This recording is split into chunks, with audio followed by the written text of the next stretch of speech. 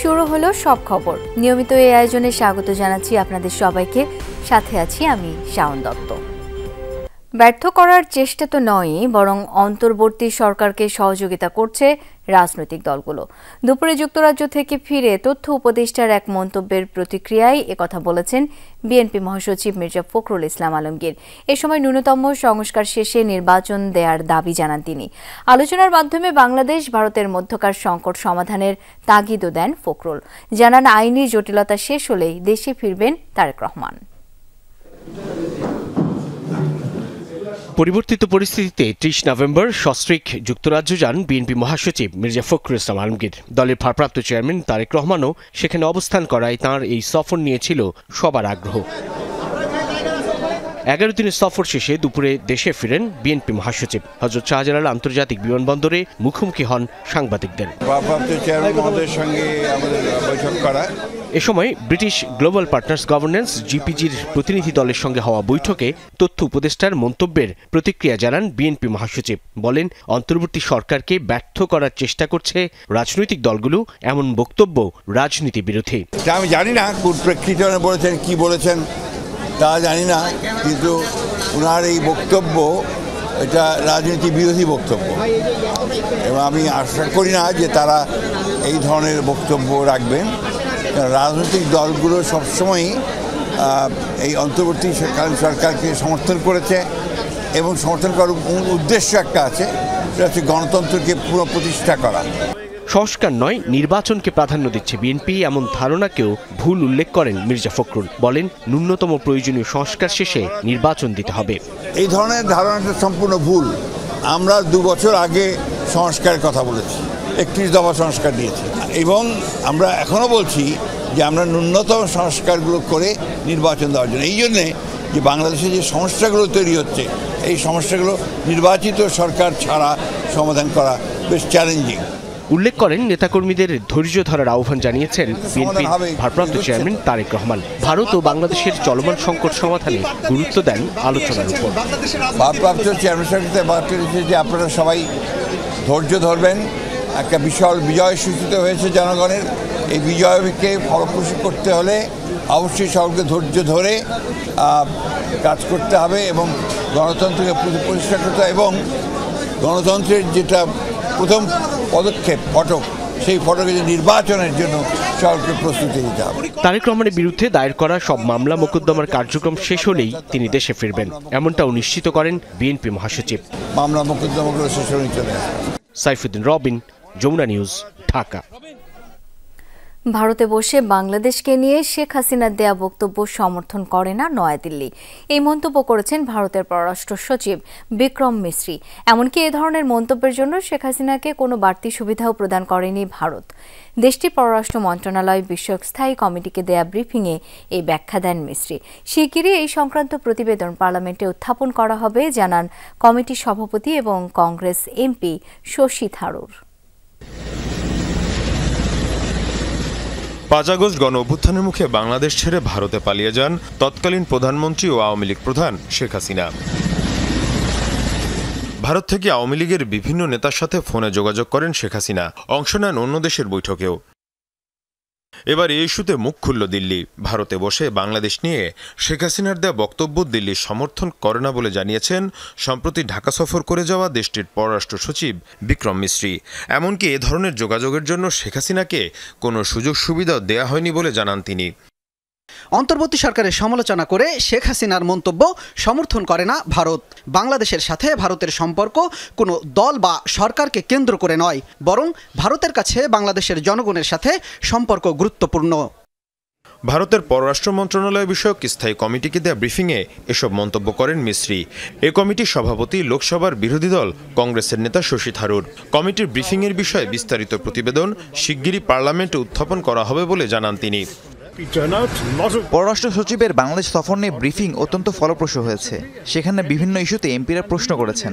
Briefing এবং প্রশ্নোত্তরের ভিত্তিতে যে প্রতিবেদন তৈরি হবে তা শিগগিরই পার্লামেন্টে উত্থাপন করা হবে। গেল সোমবার ভারত বাংলাদেশের পররাষ্ট্র সচিব পর্যায়ের বৈঠক অনুষ্ঠিত হয়। সেখানে অংশ নেন বিক্রম মিশ্রি। বৈঠকের বিষয়ে বিস্তারিত আলোচনা হয় ভারতীয় পররাষ্ট্র বিষয়ক কমিটির বৈঠকে। মীর মুশফিকা হাসান, যমুনা নিউজ। ভারত ও বাংলাদেশ উভয় স্বাভাবিক সম্পর্ক চায়, কোনো দল নয় বরং দেশের সাথে দেশের হবে সম্পর্ক। এই মন্তব্য করেছেন পরিবেশ, বন ও জলবায়ু উপদেষ্টা সৈয়দা রিজওয়ানা হাসান। বিকেলে সচিবালয়ে কথা বলেন তিনি। উপদেষ্টা বলেন, বাংলাদেশ থেকে বিতাড়িত শাসককে আশ্রয় দিয়েছে ভারত। স্বাভাবিকভাবেই ইস্যুটি নিয়ে কথা বলবে দেশের মানুষ, তবে এখন ভারতের সাথে সম্পর্ক স্বাভাবিক হচ্ছে উল্লেখ করেন তিনি। এ সময় পল্লী উন্নয়ন ও সমবায় উপদেষ্টা বলেন, শেখ হাসিনা ভারতে অবস্থান করে বিদ্বেষমূলক বক্তব্য দিচ্ছে, তবে সেটি পার্লামেন্টারি স্ট্যান্ডিং কমিটিতে তুলেছেন ভারতের পররাষ্ট্র সচিব। সে দেশের গণমাধ্যমে বাংলাদেশ নিয়ে ছড়ানো গুজব নিয়েও কথা বলছেন তারা। এটি ভালো দিক উল্লেখ করেন উপদেষ্টারা। এ সময় বন্দি বিনিময় চুক্তির আওতায় শেখ হাসিনাকে বাংলাদেশে পাঠাবে ভারত, এমন আশা প্রকাশ করেন উপদেষ্টা।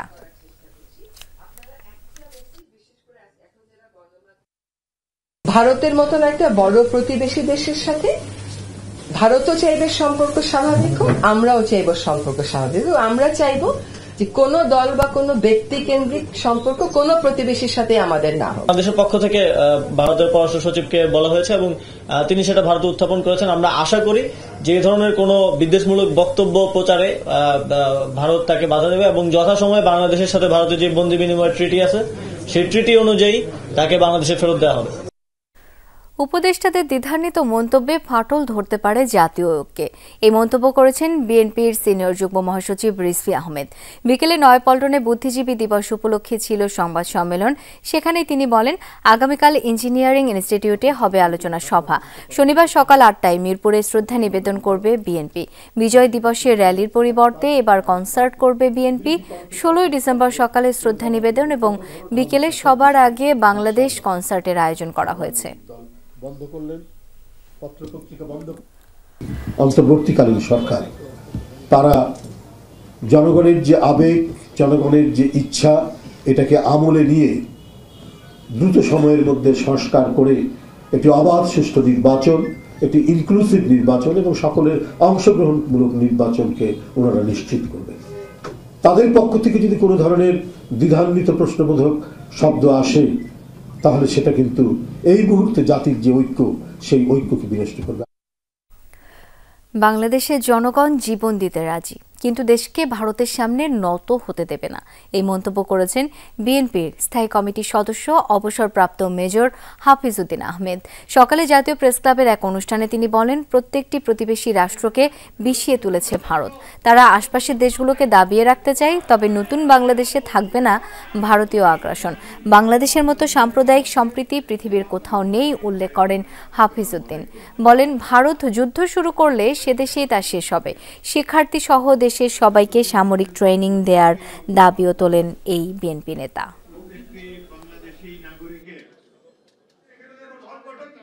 নিরস্ত্র মানুষ এত সাহসী হতে পারে, এটি বাংলাদেশ ইতিহাস সৃষ্টি করেছে।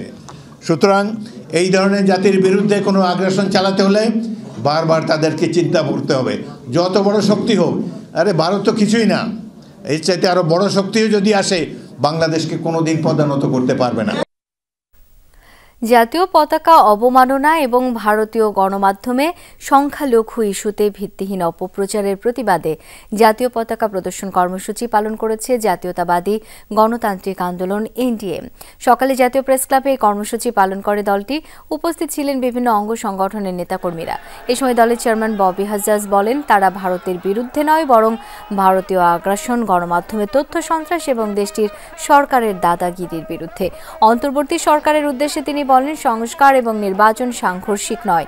নির্বাচিত সরকার দেখতে চাওয়া জনগণের মৌলিক অধিকার। তার প্রত্যাশা, শেখ হাসিনার নতজানু এবং দাসত্বের নীতি থেকে বেরিয়ে এসে ভারতের সাথে মর্যাদা ও ন্যায্যতার সম্পর্ক তৈরি হবে। বিশ্বের সবাইকে জানিয়ে দিতে হবে যে বাংলাদেশের বিরুদ্ধে কেউ যদি অবস্থান নেন, সেইটা প্রতিরোধ করবার জন্য 18 কোটি বাংলাদেশির রক্ত দিতে আমরা রাজি আছি। ভারতীয় পণ্য পুড়িয়ে প্রতিবাদ জানালো জয়পুরহাট নাগরিক কমিটি। সকালে শহরের 0 পয়েন্টে জয়পুরহাট নাগরিক কমিটির ব্যানারে মানববন্ধন করে জেলা বিএনপির একাংশের নেতাকর্মীরা। পরে শাড়িসহ ভারতীয় বিভিন্ন পণ্য পুড়িয়ে দেন তারা। এ সময় অবিলম্বে ভারতীয় আগ্রাসন এবং অপপ্রচার বন্ধ না করলে কঠোর কর্মসূচির হুঁশিয়ারি দেন বক্তারা। মানববন্ধনে জেলা বিএনপির যুগ্ম আহ্বায়ক এম.এ. ওহাব, জেলা হিন্দু বৌদ্ধ খ্রিস্টান কল্যাণ ফ্রন্টের আহ্বায়ক উৎপল দেবনাথ সহ অন্যান্য রাজনৈতিক সংগঠনের নেতাকর্মীরা অংশ নেন। ফ্যাসিস্ট সরকারের মন্ত্রী আমলারা কিভাবে পালিয়ে যাচ্ছে, আইনশৃঙ্খলা বাহিনীর কাছে এর ব্যাখ্যা চেয়েছেন আন্তর্জাতিক অপরাধ ট্রাইব্যুনাল। প্রসিকিউশনের আবেদনের প্রেক্ষিতে এই নির্দেশ দেন ট্রাইব্যুনাল। 1 সপ্তাহের মধ্যে এই ব্যাপারে প্রতিবেদন দেওয়ার নির্দেশও দেওয়া হয়। এ সময় তদন্তে দুর্বলতার জন্য ক্ষোভ প্রকাশ করে এক কর্মকর্তাকে সতর্ক করেন ট্রাইব্যুনাল। বৃহস্পতিবার 2টি মামলার শুনানি ছিল আন্তর্জাতিক অপরাধ ট্রাইব্যুনালে। সেখানে শুনানিতে রাষ্ট্রপক্ষের আইনজীবী অভিযোগ করেন, গ্রেপ্তারি পরোয়ানা জারির পর অপরাধীরা পালিয়ে যাচ্ছে। এটি আমলে নিয়ে আইনশৃঙ্খলা বাহিনীকে 1 সপ্তাহের মধ্যে এর ব্যাখ্যা দেওয়ার নির্দেশ দেওয়া হয়। যখনই ওয়ারেন্টটা ইস্যু হয় তারপরের থেকে তাদেরকে আর পাওয়া যায় না। সুতরাং এই যে পুলিশের যাদের এই ওয়ারেন্ট কার্যকর করার দায়িত্বে আছেন, তারা আদালতের আদেশ পাওয়ার পরে তাদেরকে পালিয়ে যাওয়ার সুযোগ দিচ্ছেন কিনা, এই ব্যাপারে ওয়ারেন্টগুলোকে কার্যকর করার ব্যাপারে তারা কী ধরনের পদক্ষেপ নিয়েছেন, আদালতের আদেশ পাওয়ার পরে আসামিদের গ্রেপ্তার করা বা না করার ব্যাপারে আইনশৃঙ্খলা রক্ষাকারী বাহিনীর কী ভূমিকা, সেই ব্যাপারে 7 দিনের মধ্যে একটা রিপোর্ট দেওয়ার জন্য। আন্তর্জাতিক অপরাধ ট্রাইব্যুনালের তদন্ত সংস্থা আর সাধারণ তদন্ত সংস্থা এক নয়। সাধারণ আদালতে পুলিশ তদন্ত করে চার্জশিট জমা দেয়, আর এই ট্রাইব্যুনালে তদন্ত প্রতিবেদন জমা দিতে হয় প্রসিকিউশনের মাধ্যমে। তদন্ত সংস্থায় যারা আছেন তদন্তকারী কর্মকর্তা, তাদের ব্যাপারে আদালত আজকে খানিকটা ক্ষোভ প্রকাশ করেছেন। তাদের তদন্ত কার্যে যেভাবে তদন্তটা আগানো প্রয়োজন, যে কোনো অনভিজ্ঞতার কারণে হোক বা যাদের অযোগ্যতার কারণে হোক, সেই ব্যাপারে খানিকটা সমস্যা দেখা দিচ্ছে বলে এখন পর্যন্ত আমরা বুঝতে পারছি। ম্যাচ করতে যে সময়টা লাগছে, এতটুকু সময় আমরা তাদেরকে দিতে চাই, কিন্তু তারা যে ধরনের রিপোর্ট দিচ্ছেন সেটা আমরাও মনে করি যে এটা যথাযথ না, এটার আরও উন্নতি হওয়া প্রয়োজন। জুলাই আগস্ট গণহত্যার অভিযোগে 5টি মামলায় 75 জনের বিচার চলছে ট্রাইব্যুনালে। পৃথক 2টি মামলায় সাবেক ওসি আবুল হাসান ও সাবেক প্রতিমন্ত্রী পলককে জিজ্ঞাসাবাদের জন্য প্রসিকিউশনকে অনুমতি দিয়েছেন ট্রাইব্যুনাল। রুনবী সরকার, যমুনা নিউজ, ঢাকা। রাষ্ট্রদ্রোহ মামলায় কারাবন্দী সনাতন জাগরণী জোটের মুখপাত্র চিন্ময় কৃষ্ণ দাসের জামিন শুনানির জন্য আজও আবেদন করেছেন ঢাকা থেকে চট্টগ্রামে যাওয়া আইনজীবী। তবে আগের দিনের মতো আজও ওকালতনামা দিতে না পারায় কোনো আদেশ দেননি আদালত। পরিস্থিতি নিয়ে পরস্পর বিরোধী অভিযোগ করেন দুপক্ষের আইনজীবীরা। সকালে কড়া নিরাপত্তার মধ্য দিয়ে চট্টগ্রাম আদালতে আসেন সুপ্রিম কোর্টের আইনজীবী রবীন্দ্র ঘোষ। কারাবন্দী চিন্ময় কৃষ্ণ দাসের জামিন শুনানি এগিয়ে আনতে মহানগর দায়রা জজ সাইফুল ইসলামের আদালতে আবেদন করেন। আদালত আবেদন গ্রহণ করলেও নিয়মানুযায়ী শুনানির জন্য চট্টগ্রাম আদালতের একজন আইনজীবীর ওকালতনামা আনার নির্দেশ দেন। কয়েক ঘন্টা অপেক্ষার পরও ওকালতনামা আনতে না পারায় আবেদনটি ধার্য দিনের জন্য রেকর্ডভুক্তির আদেশ দেন। আরেকটা লয়ার না থাকার কারণে এইবারে উনি এটা পেন্ডিং রেখে দিয়েছেন। সহায়তা আজকে পাওয়া উচিত ছিল। আপনাদের পরবর্তী স্টেপ কি হবে? আমরা এটা যদি রিজেক্ট হয় আমরা হাইকোর্টে যাব। আগের দিন বুধবারও চিন্ময় কৃষ্ণ দাসের পক্ষে আইনি সহায়তা দিতে 3টি আবেদন করেছিলেন। ওকালতনামা না থাকায় তাও নাকচ হয়। আদালতে বাধার মুখে পড়েন বলেও অভিযোগ করেন সুপ্রিম কোর্টের এই আইনজীবী। আমাদের যে অভিযোগ ছিল সেটা হলো আমার ফিজিক্যালি নয়, বারবেলি অ্যাসল্ট করা হয়েছে। আপনি বুঝতে পেরেছেন তো? বারবেলি অ্যাসল্ট করা হয়েছে, এটা আমি বলেছি, আমার ফিজিক্যালি করা হয়নি। অভিযোগ অস্বীকার করে চট্টগ্রামের আইনজীবী নেতারা বলছেন, ন্যায় বিচারের স্বার্থে আদালত ওই আইনজীবীকে যথেষ্ট সময় সুযোগ দিলেও তিনি ওকালতনামা দিতে ব্যর্থ হয়েছেন।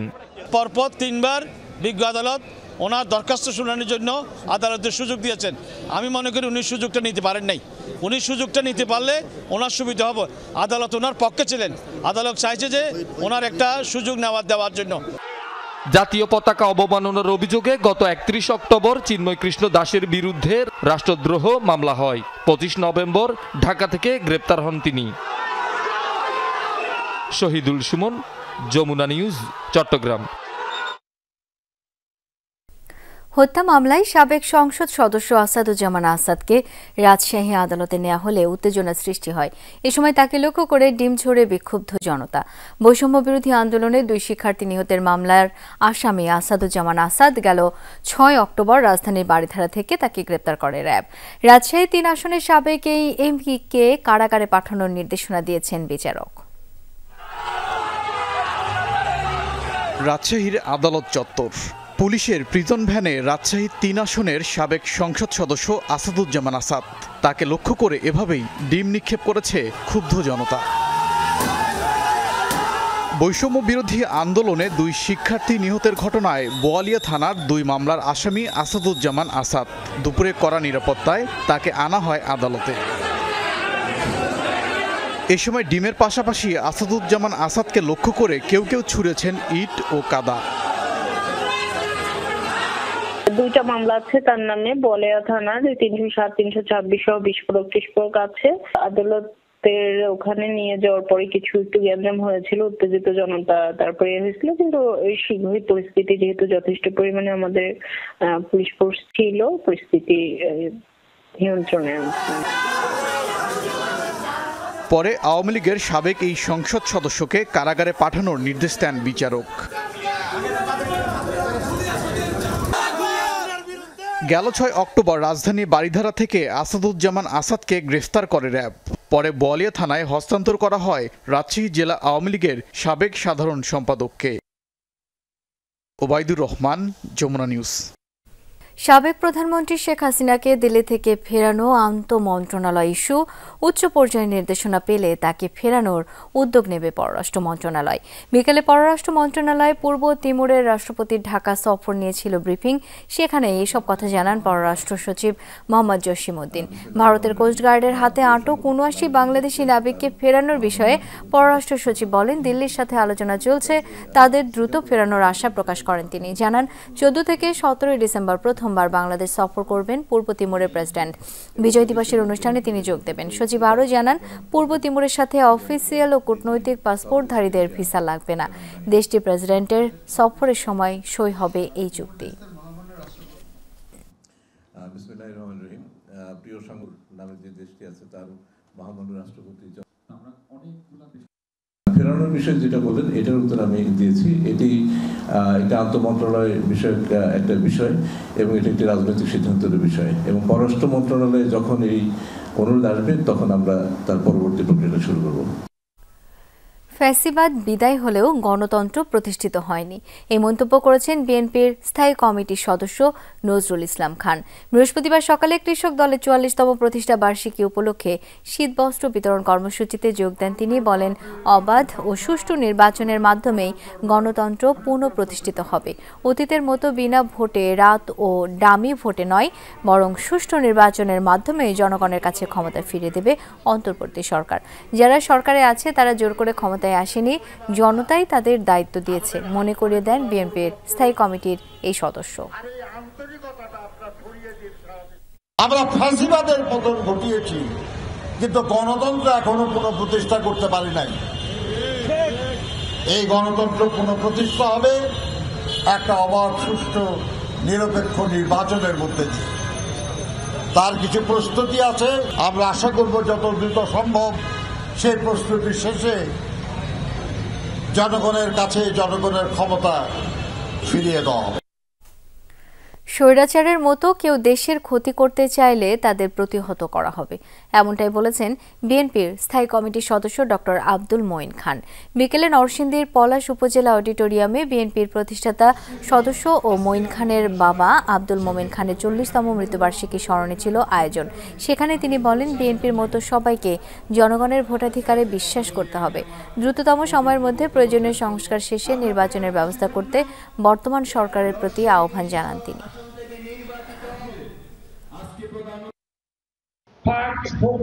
যারা লুকিয়ে আছে তারা যদি মনে করে থাকে তারা আবার বাংলাদেশে এসে তাদের স্বৈরাচার আবার নতুন করে কায়েম করবে, তাহলে আমি স্পষ্ট ভাষায় বলে দিতে চাই, তারা প্রকাশ সরকার।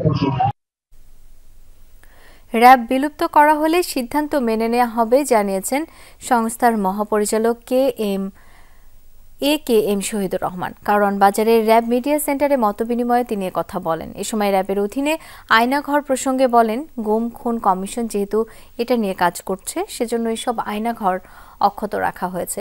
জানিয়েছেন র্যাব মহাপরিচালক, এবার র্যাবের কোনো সদস্য ব্যক্তিগত স্বার্থে জড়ালে তার বিরুদ্ধে কঠোর ব্যবস্থা নেওয়া হবে। র্যাব ডিজি বলেন, র্যাবের বিরুদ্ধে গুম খুনের অভিযোগ আছে, তবে সামনে এমন ঘটনা আর হবে না বলে নিশ্চয়তা দেন। র্যাব কর্তৃক যারা গুম খুন ও নির্যাতনের শিকার হয়েছেন সেসব পরিবারের কাছে ক্ষমা চান র্যাব ডিজি। এছাড়া নেতিবাচক কাজের জন্য দেশবাসীর কাছেও দুঃখ প্রকাশ ও ক্ষমা চান তিনি। এ সময় গত 4 মাসে ডাকাতি, ছিনতাই ও চাঁদাবাজির অভিযোগে 16 র্যাব সদস্যের বিরুদ্ধে ব্যবস্থা নেওয়ার কথা জানান র্যাব ডিজি। এছাড়া জুলাই আগস্টের মামলায় র্যাব 353 জনকে গ্রেপ্তার করেছে বলে জানানো হয়। র্যাব কখনো কারো নির্দেশে ভবিষ্যতে এই ধরনের অপরাধ, যে গুম করা, খুন করা, এটা হলো ফৌজদারি অপরাধ, এই অপরাধে কখনোই আর জড়িত হবে না, এই নিশ্চয়তা আমরা দিচ্ছি। তারপরও যদি কোনো সদস্য নিজ দায়িত্বে কোনো অপরাধমূলক কার্যকলাপে জড়িত হয়, তাদের বিরুদ্ধে আমরা কঠোর আইনগত ব্যবস্থা নিব।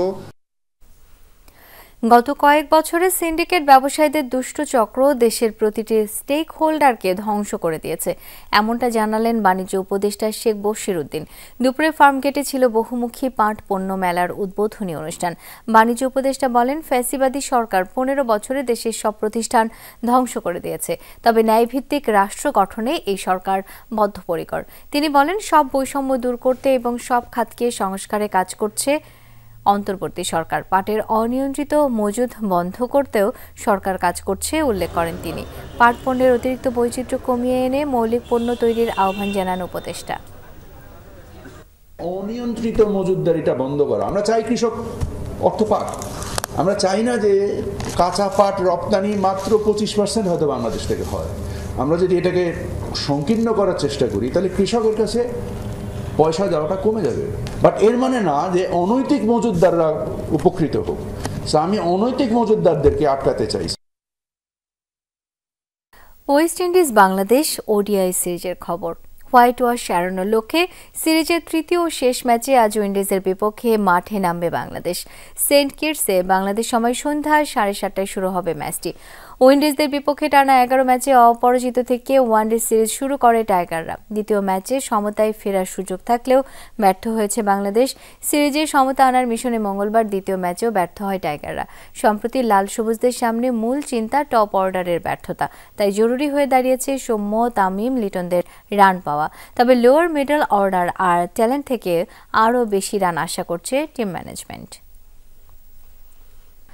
South Asian association for regional cooperation oncologist SFO প্রতিনিধি দলের সঙ্গে বৈঠক করেছেন প্রধান উপদেষ্টা ডক্টর মোহাম্মদ ইউনূস।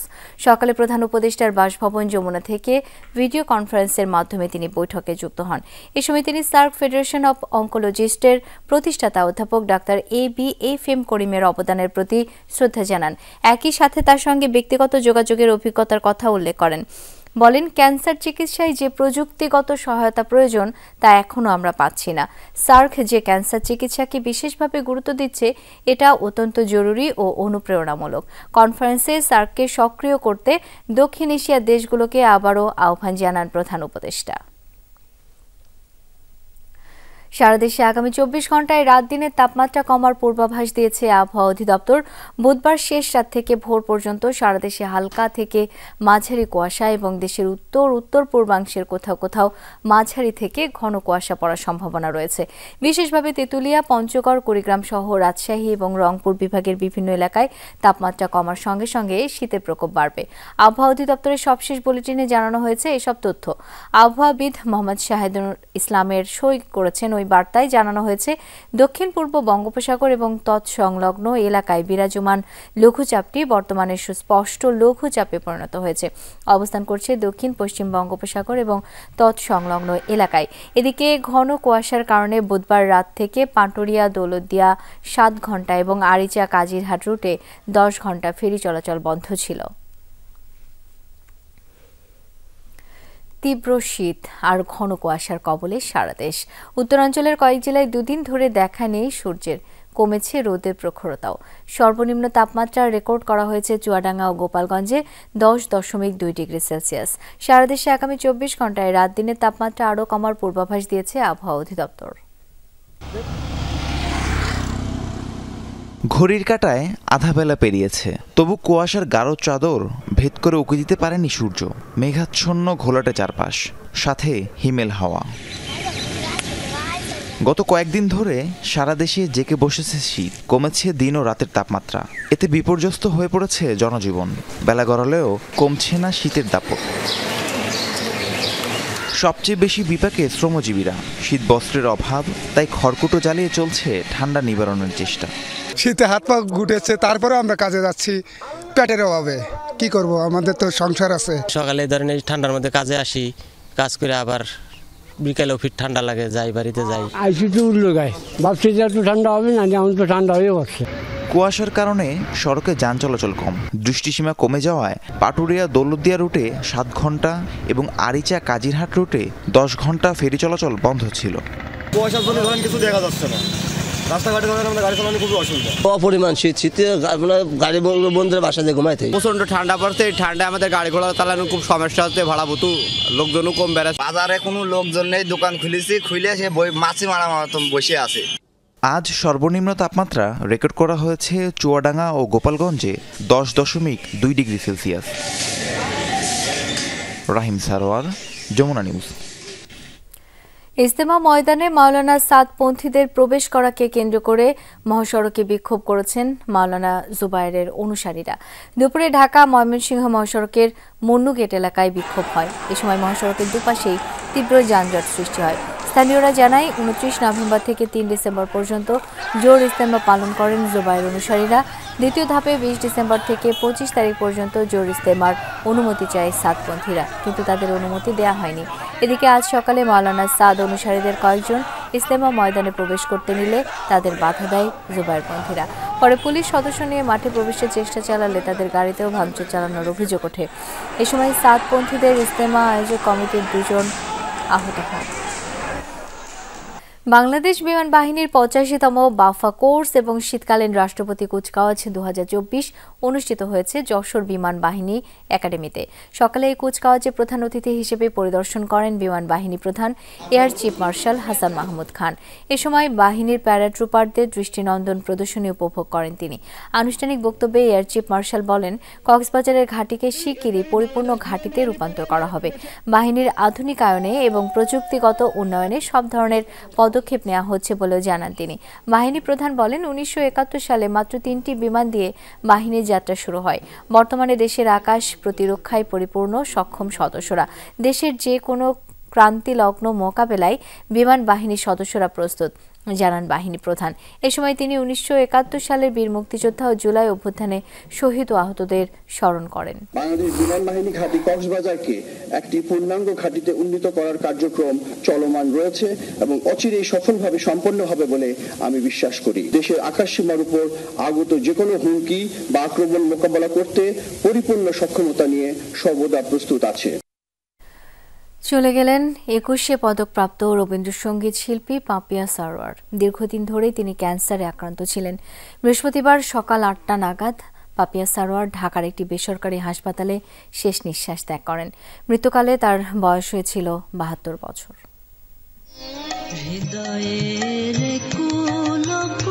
1952 সালের 21 নভেম্বর বরিশালে জন্মগ্রহণ করেন এই গুণী রবীন্দ্রসঙ্গীত শিল্পী। ছোটবেলা থেকেই রবীন্দ্রসঙ্গীতের প্রতি ছিল ঝোঁক। 1973 সালে ভারত সরকারের বৃত্তি নিয়ে ভর্তি হন বিশ্বভারতীতে। ফলে তার যাপিত জীবনে সবসময় রবীন্দ্রনাথকে ধারণ করতেন পাপিয়া সারোয়ার। দীর্ঘ ক্যারিয়ারে রবীন্দ্রসঙ্গীতের জন্য কোটি শ্রোতার ভালোবাসা পেয়েছেন পাপিয়া সারোয়ার। তার ব্যতিক্রমী কণ্ঠ ও গায়কের প্রশংসা ছিল সঙ্গীতাঙ্গনে। মিষ্টভাষী এই সঙ্গীত শিল্পী দেশের রবীন্দ্রসঙ্গীতের বিকাশেও কাজ করে গেছেন। ফলে তার এই প্রয়াণকে অপূরণীয় বলছেন সহকর্মীরা। আমি মনে করি না যে এই সম্মান কেউ দিল আর উনি সম্মানিত হলেন, এমন কোনো বিষয় নয়।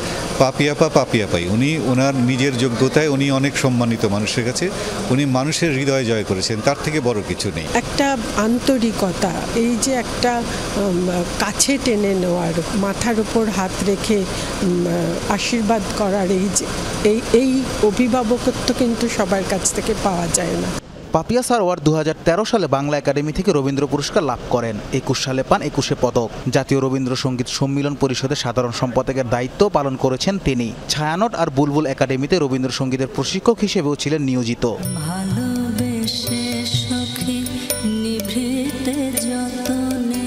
একে একে অভিভাবকদের হারাচ্ছে দেশের সঙ্গীতাঙ্গন। যিনি চলে যাচ্ছেন তার শূন্যতা রয়েই যাচ্ছে। সর্বশেষ পাপিয়া সারোয়ারের প্রস্থান দেশের সঙ্গীতের জন্য অপূরণীয় ক্ষতি বলে মনে করছেন সঙ্গীতজ্ঞরা।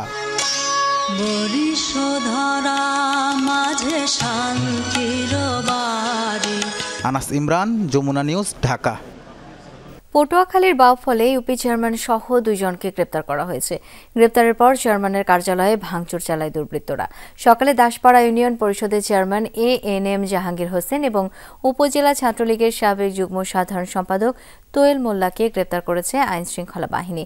পুলিশ জানায় 2022 সালে বিএনপির এক সভায় হামলা মামলায় অজ্ঞাতনামা আসামি হিসেবে গ্রেপ্তার দেখানো হয়েছে তাদের। এদিকে ইউপি চেয়ারম্যান গ্রেপ্তারের পরই তার কার্যালয়ে লুটপাট চালায় দুর্বৃত্তরা। পরিস্থিতি নিয়ন্ত্রণে সতর্ক অবস্থানে পুলিশ।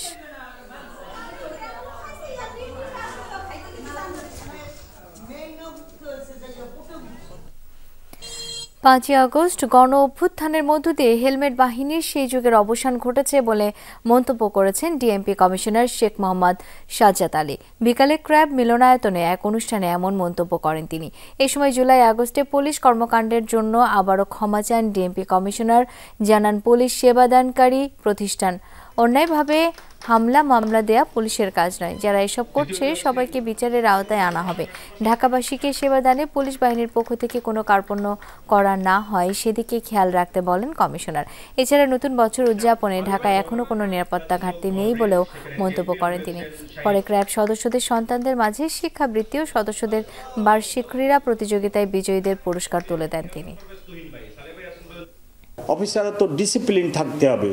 কেন ওনারা হামলা গাম্বা দুর্ব্যবহার এই মানুষের সাথে বা আপনাদের সাথে বা কারোর সাথেই কেন করবেন? হেলমেট বাহিনীর যুগের অবসান ঘটেছে। 16ই ডিসেম্বর, 25শে ডিসেম্বর এবং ইংরেজি নববর্ষকে কেন্দ্র করে নিরাপত্তার কোনো ঘাটতি নেই এবং কোনো আশঙ্কা নেই বলে আমি মনে করি। ক্ষমতার বিকাশ, কর্মপরিবেশ উন্নয়ন ও টেকসই পদ্ধতি নিশ্চিতে কাজ করবে মুসলিম এইড ইউকে বাংলাদেশ কার্যালয়।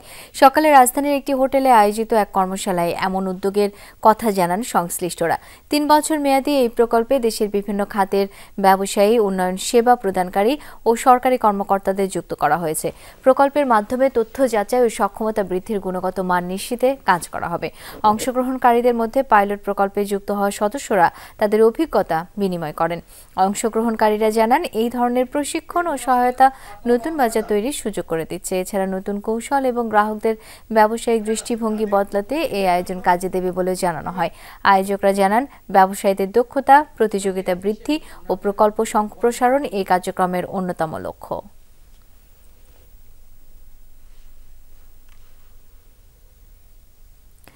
আর এই ছিল আজকের সব খবরের আয়োজনে। ধন্যবাদ এতক্ষণ সাথে থাকার জন্য।